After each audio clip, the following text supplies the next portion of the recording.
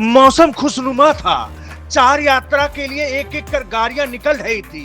धीरे धीरे पहाड़ पर गाड़ियां रेंगती चली जा रही थी। तभी पहाड़ की जमीन थरथराने लगी। रफ्तार के साथ वो आगे बढ़ता गया। सड़क से उठता धूल का बवंडर यात्रियों की सांसें अटकी रही।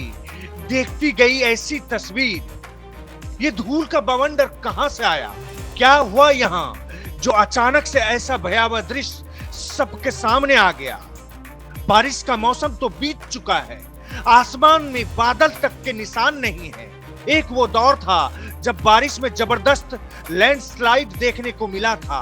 बारिश तो अब कब का बीत चुकी है, लेकिन पहाड़ों का दरकना अब भी जारी है। पहाड़ों का बिन बारिश दरकना ये किसी खतरे से कम नहीं है। ये लैंडस्लाइड ऋषिकेश गंगोत्री राष्ट्रीय राजमार्ग 94 पर हुआ। जब लैंडस्लाइड हुआ तो ऐसे लगा मानो ब्लास्टिंग हुआ, मानो पूरा पहाड़ भरभरा कर गिर रहा है, जिसे देखकर यात्री दहशत में आ गए, सोच में पड़ गए।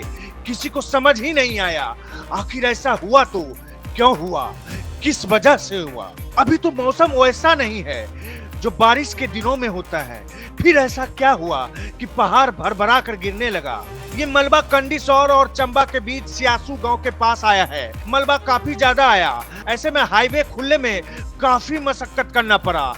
ऋषिकेश गंगोत्री हाईवे कंडीसौर के पास भारी मलबा आने से घंटों तक बंद हो गया। इससे हाईवे पर आवाजाही पूरी तरह से ठप हो गई। हाईवे बंद होने से दोनों ओर वाहनों की लंबी कतारें लगी रही।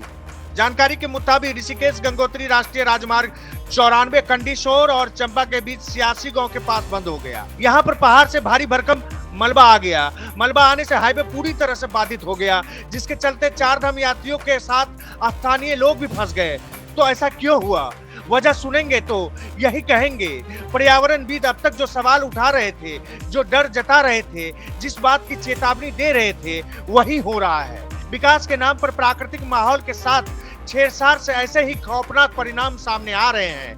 स्थानीय लोगों और यात्रियों का दावा है ये बवंडर इसलिए आया, इसके लिए जिम्मेदार ऑल वेदर रोड निर्माण कार्य में लगी कंपनी है। लोगों ने कंपनी की कार्यशैली पर सवाल उठाए हैं। ऋषिकेश गंगोत्री हाईवे पर ऑल वेदर रोड परियोजना के तहत हाईवे के चौड़ीकरण का काम किया जा रहा है, जिसके चलते बिन बरसात भी पहाड़ियां दरक रही है, जिसके चलते सड़क बंद हो रही है। इसके अलावा इस वक्त चार धाम यात्रा भी चल रही है। ऐसे में काफी संख्या में यात्री गंगोत्री और यमुनोत्री धाम पहुंच रहे हैं। ये एक तरह से चेतावनी है। पहाड़ों का दरकना एक तरह से चेतावनी है।